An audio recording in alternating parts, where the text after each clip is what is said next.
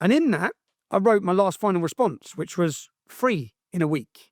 My next documentary, this one I'm going to work on now. Labour's Islamic rape gangs is coming, and there's nothing you can do to stop it.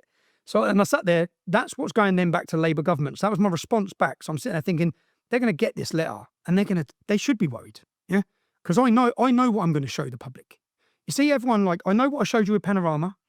Panorama was the film that tried to expose me. I called my documentary Panorama. That should be mainstream TV around the world. Americans need to watch that. I've never seen Panorama or heard about it. No, because you weren't allowed to, because it was shut down. They put me back in prison. They shut me off every social media in response to it. Watch that documentary. It's the best expose you'll ever watch. I'm not just saying it because it's my work, yeah? Then I've done Rape of Britain 5-part series. Then I've done Hope Not Hate. I showed how Hope Not Hate, NGO organisations will be working in the United States. They will be creating source of information. They'll be blackmailing people. They'll be funding people. Then the media will use what they say. They will pump it to the global audience to discredit, slander and attack. So that's what I showed. My next documentary, I'm going to show that not just you, the question you asked me, why? Why did they let it happen? I'm going to show you why they let it happen. I'm going to go through the towns and cities where this happened. I'm going to show you Labour's involvement. The Labour Party, our government, the Democratic Party. As I said, in Rochdale, the councillor went to court and he gave a character reference for the rapist. He didn't lose his job.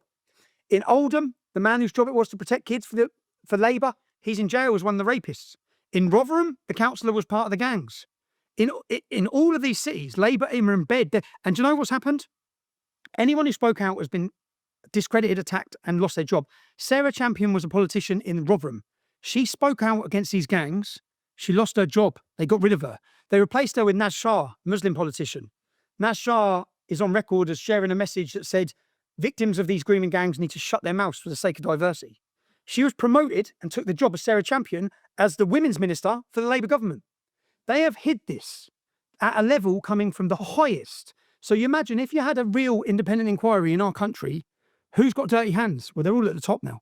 The man who was in charge of Rotherham, remember, they come and raided me in the early days and stopped me going to demonstrations. The police officer who was in charge, 2006, 2010, the biggest rape scandal in our country, he's now in charge of counterterrorism. I'm facing a counterterrorism trial on October 13th. I was detained under counterterrorism on the 28th of July last year. I was stopped at the border, leaving the country. Article 7 of the Terrorism Act, they passed these laws, which means you don't have a right to remain silent, and you have to give them your passcode. So if you're detained under terrorism legislation in an airport in the UK or a port, it's the only places they can do it. So they stopped me. Do you know what their words were? We know you're not involved in terrorism, Tommy. We know, yeah? But this gives us power to do this. They interviewed me for 6 hours. I have no right to remain silent. So what they asked me was everything to do with my legitimate work. Who are you working with? Who's helping you? What are you organising? Do you know what they said? What the Great Replacement. They said, how are you going to stop the Great Replacement? I thought it was a conspiracy. How are you? So this is, and I've got the interview. So I now face prosecution and prison. So when they get to my phone, they say, give us your password for your phone. I said, not a chance, because I'm a journalist. So my sources of information, everything I'm working on, I've just told you a documentary I'm working on. In that documentary, I will expose Labour politicians who were involved in raping kids. Yeah, they know that. They want to know what I've got, how I've got it.